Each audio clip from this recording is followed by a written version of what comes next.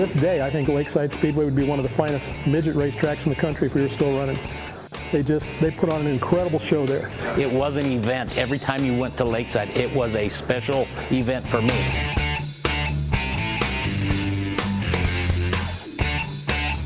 Back in its day, they used to call Lakeside the Palace. It was the finest racetrack between Kansas City and Los Angeles. If you didn't get there early, you didn't get a seat. The crowd is what you do it for. And you were royalty. And you were royalty to the fans. You were as close as they were going to get to a major league star. You were their hero.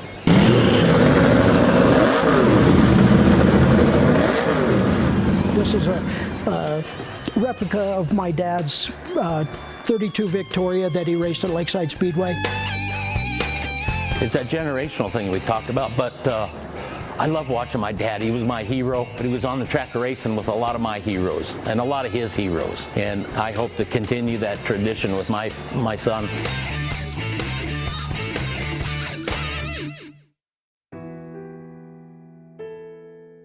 Well, it's a sad sight to see what we call the palace in that condition. Time marches on, and they say all good things come to an end, and maybe that's what we need to do is remember Lakeside Speedway in a documentary like this. When you say the word Lakeside, many Coloradans may think of Lakeside Amusement Park, and that's for good reason. For more than a century, Coloradans have flocked there, packing the concourses, circling the park in a miniature train, and swimming and boating in the lake that gives the park its name. It was once known as the greatest amusement park in the West. Well, that lake is murkier now, and the metal rides may have rusted, but the park lives on today.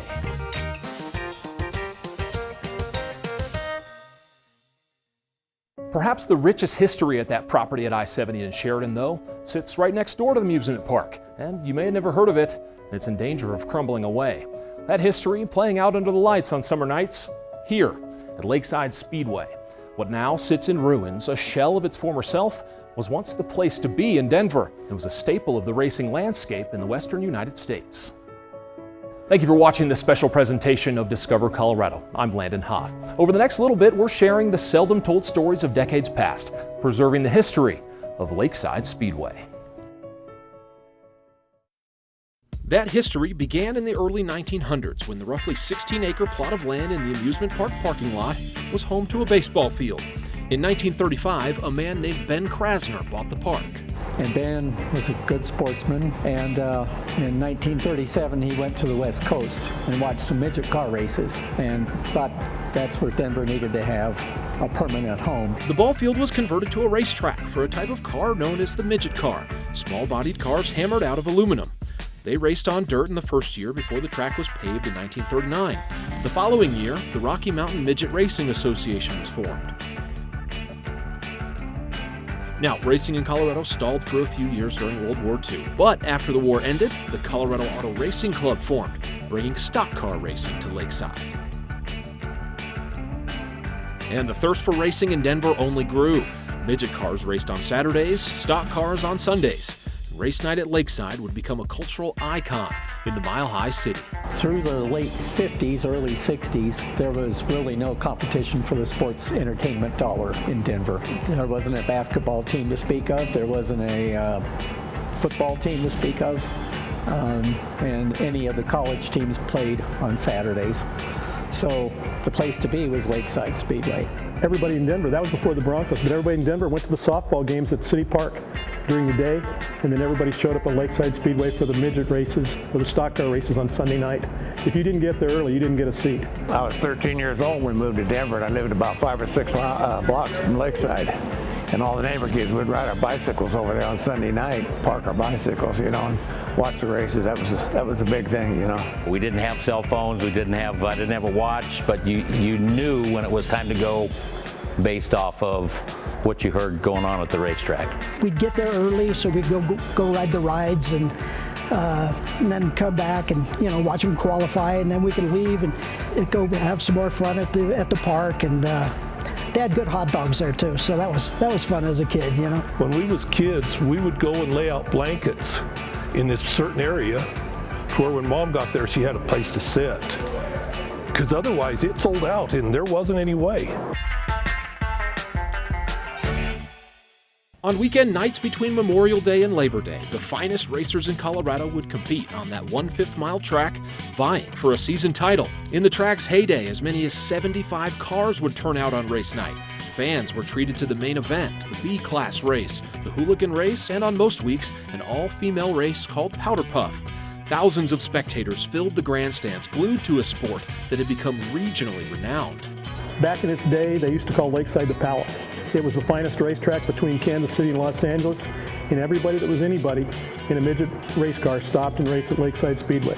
There was great competition with amongst a lot of drivers that traveled to Colorado to race at Lakeside.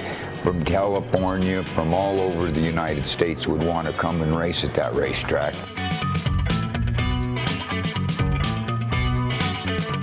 In a past life, these rotted grandstands and overgrown facades you see today were once the barbicans and battlements of Denver's Palace.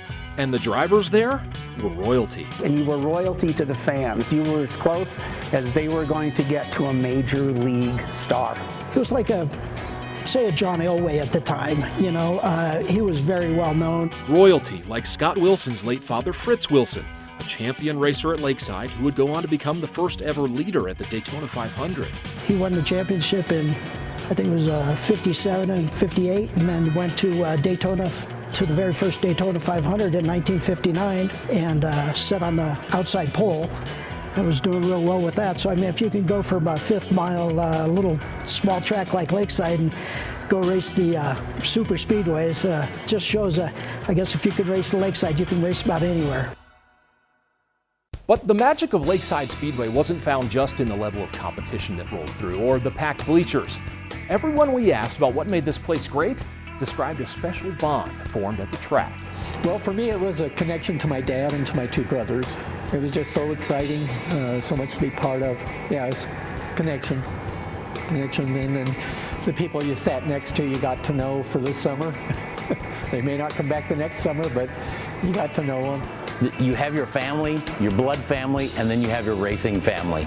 And that family doesn't go away. Those are still your family. I look at most of these people in this room today that I consider family because we've spent so much time together.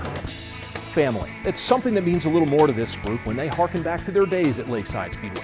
Gary Land, Scott Wilson, Frank Denning Jr., Kevin Gallo, Doug Stallsworth, and so many others followed in their father's footsteps.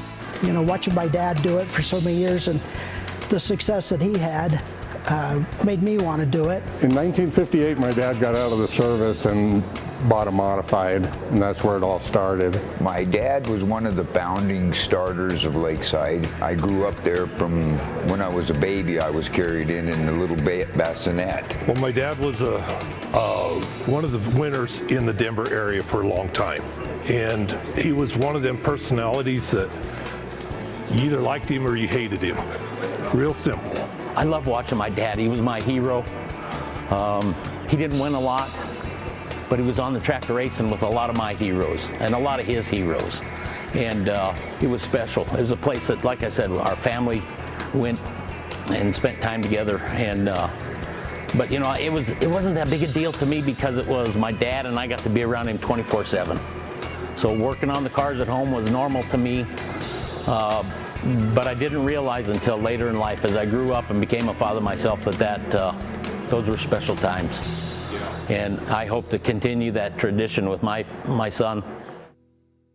Now for many, it was those family ties that kept them coming back to the track. But of course, there's the thrill of victory, the agony of defeat, and the rush of race night. I'll spend every last dime of money I got to go racing, to get that little bit of adrenaline rush that you can't get not too many other places. So after the break, we hop into the driver's seat. Lakeside was kind of like running on the outside of a donut. It was never straight. It taught you a lot of things. We share firsthand accounts of the famous Lakeside track and go under the hood of the cars that raced there. This is a replica of my dad's 32 Victoria that he raced at Lakeside Speedway. And later, the night that brought everything to a screeching halt. It happened so quick. By the time I realized what was happening, it was over with. I don't think there's anything that anybody really did wrong. It's just a bad thing. We'll be right back.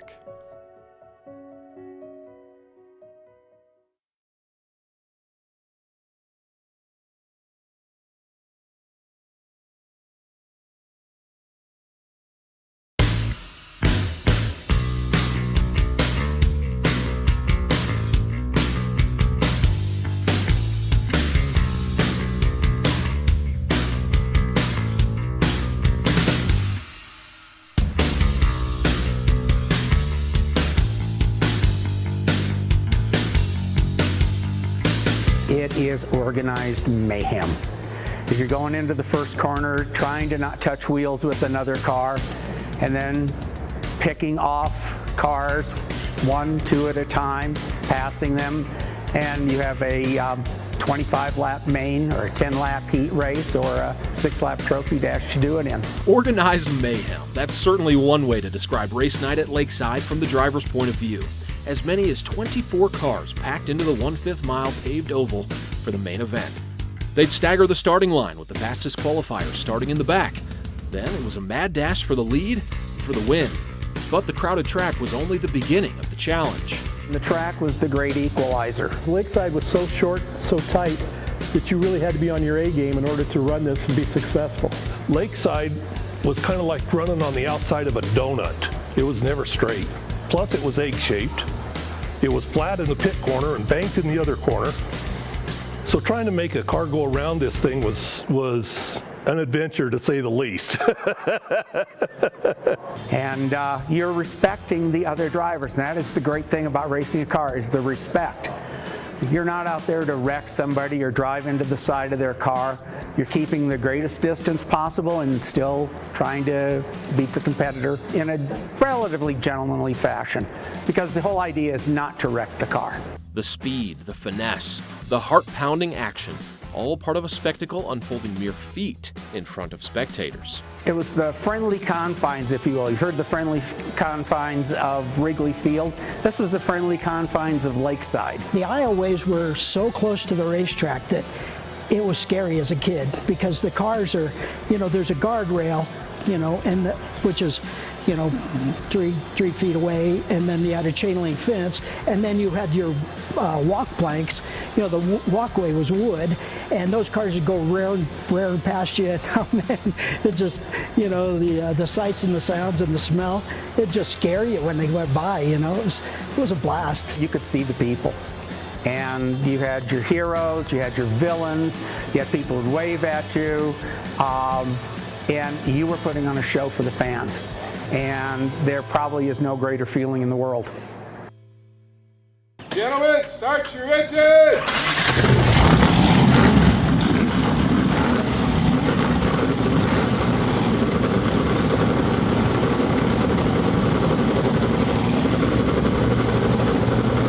Oh boy, listen to that. These bad boys are a gearhead's dream. I know I personally know about 10 times as much about cars than I did before we started working on this documentary. I hope you do too. We'll start with the midget cars, which raced Lakeside in its earliest years, and again after World War II, the 1950s through the 1980s. They are anywhere between about a 72-inch wheelbase and weigh probably around 1,000 to 1,200 pounds. They're a special body hammered out of aluminum. A lot of tractor engines were used, and then the Offenhauser come out, and of course that was the engine to beat. Midgets just kept going, and they're very small and lightweight cars with tremendous horsepower and torque. So they went faster than the stock cars and more dangerous. Then there's the stock cars, the main classification of car that raced at Lakeside. Stock cars came along and they were stock cars. You went out to the junkyard, or you took your mother-in-law's car when she died and you knocked the windows out of it, take the glass off. You could run a stock car for the whole season for just a couple $100, and if you crashed it, that was pretty much the end of the car back then. Now, these cars in many cases were more than just a means of crossing the finish line. Instead, they're symbols of a racing legacy, special enough to recreate and to preserve. The car's provenance goes back to Linus Stryling, then Brian Stevens, Frank Denning, who put the coach body on it, and Keith Law, and then myself. And I've restored the car back to its close to Lakeside appearance in 2000. Well, this is a tribute car that I built. This is a replica of my dad's 32 Victoria that he raced at Lakeside Speedway. It looks fairly well like they ran back then. Scott Wilson was nice enough to give us a tour of this incredible replica of his father's stock car, which is part of a massive racing collection inside the garage at his Broomfield home. I'll show you the seat here. It's a replica of my father's seat that my grandmother actually stitched his name in. These are not the standard tires that they used to race back then, but they did have tires similar to this. These are called slicks. You know, no tread. Back in the day, these cars didn't have a steel roof. They had like a either leather piece over that, so they would just take that off, and it would just be an open cockpit like this, and then they could get in and out of it easier too. That's basically how you get into it, as you crawl over.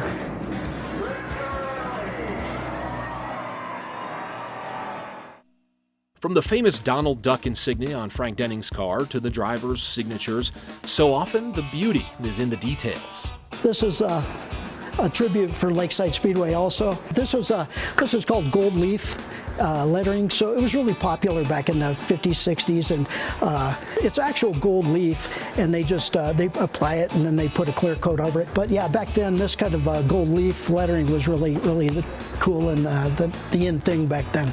Maintaining these cars is a labor of love. Take Darrell Taylor's 93 car. It's a 1934 Chevrolet sedan built on a 1932 Ford frame, passed down for generations. And believe it or not, that car still races today with the Colorado Vintage Oval Racers. Now, if you're like me, you're asking, how? A lot of TLC. The frame is 90 years old and it is showing its age, but it still runs. It takes a lot of work and a lot of dedication. Those parts are hard to come by, and a lot of time on eBay, a lot of time with old racers who have old parts. Doug Stallsworth, the son of a prolific driver and a Lakeside alumnus himself, says that TLC is part of what made the track so special. He says the work that was done behind the scenes was just as important as the turns made under the lights. I've always thought that the magic was in the guys that you surrounded yourself with. The pit crew, all the people like that you met along the way. These people would spend every night in the garage at home instead of being out partying and having a good time. And so, you know, you really got to have some really good people around you, and you got to be around some people that were very creative. I mean, they could look at a problem that we're having with a car and everybody put 2 or 3 cents in on it, and all of a sudden you'd kind of start putting it all together and solve the problem. Yeah. So you got to be around creative people, and that's huge. Still ahead, Lakeside is hit by tragedy. It was just awful. It gave us a sick feeling to go back to the racetrack the next week. The crash that brought things to a screeching halt in the eyes of those who were there. That's coming up right after the break.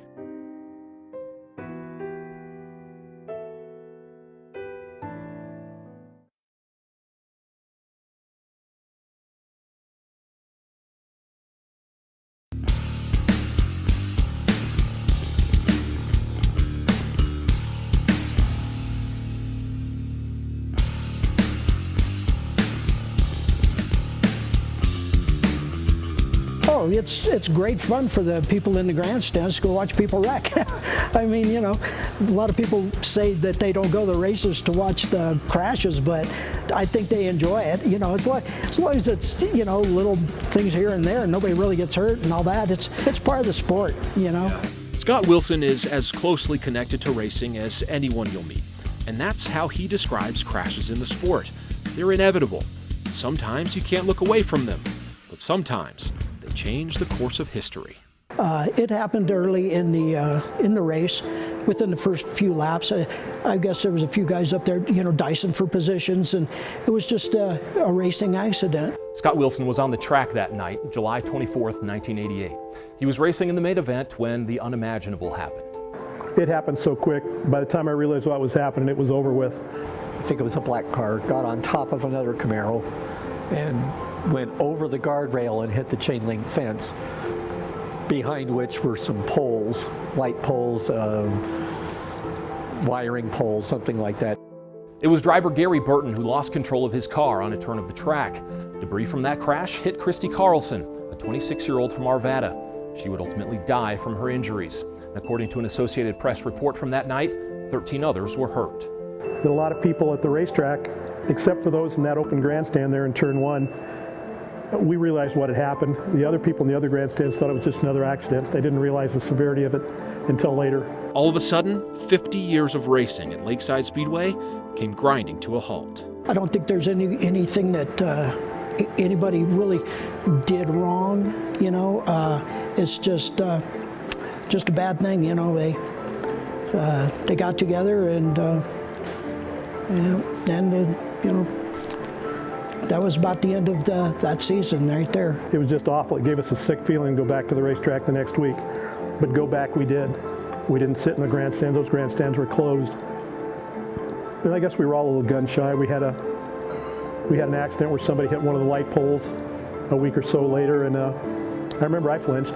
Only a few more races would take place at that famous track at I-70 in Sheridan. The park's owner, Rhoda Krasner, closed the speedway for good later that year. And the sport's main club was left without a home.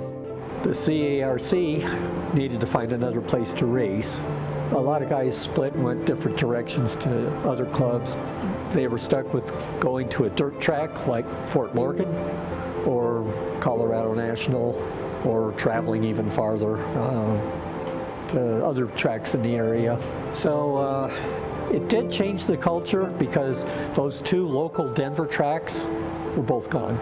Inglewood and Lakeside within a 10-year period, 7-year period. Well, it's a sad sight to see what we call the palace in that condition. Time marches on, and they say all good things come to an end, and maybe that's what we need to do is remember Lakeside Speedway in a documentary like this. Now, the Krasner family chose not to be involved in this story. So all of the reasons why the stadium, once known as the Palace for much of the 20th century, now looks like that, we may never know. What we do know is that generations worth of stories, generations worth of memories took place here.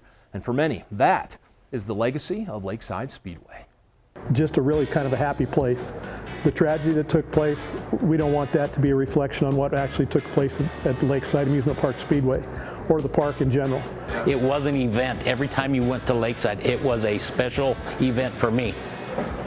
The amusement park, the time spent over there, spent with family, the excitement of the racing, spending time with my family and dad, and doing that on a weekly basis was special. It's always nice to talk about the old days, so to speak, and what it was like. We kind of put out of our mind all the bad things that we had, but we remember all the good things. And we certainly have a lot of good things to remember about Lakeside Speedway. It was just a time in our lives that we look back on fondly. Thank you so much for watching this Denver 7 Plus special presentation. I learned so much doing this project about the rich history that took place on the Lakeside Park grounds, how a site now in ruins was once an icon. I hope you did too. If you're just joining us or you want to see more on the history of the Speedway, just go to denver7.com/lakeside. And this documentary is available in its entirety on the Denver 7 Plus app for your favorite streaming device. For Denver 7 in Discover, Colorado, I'm Landon Hoff. Have a great day.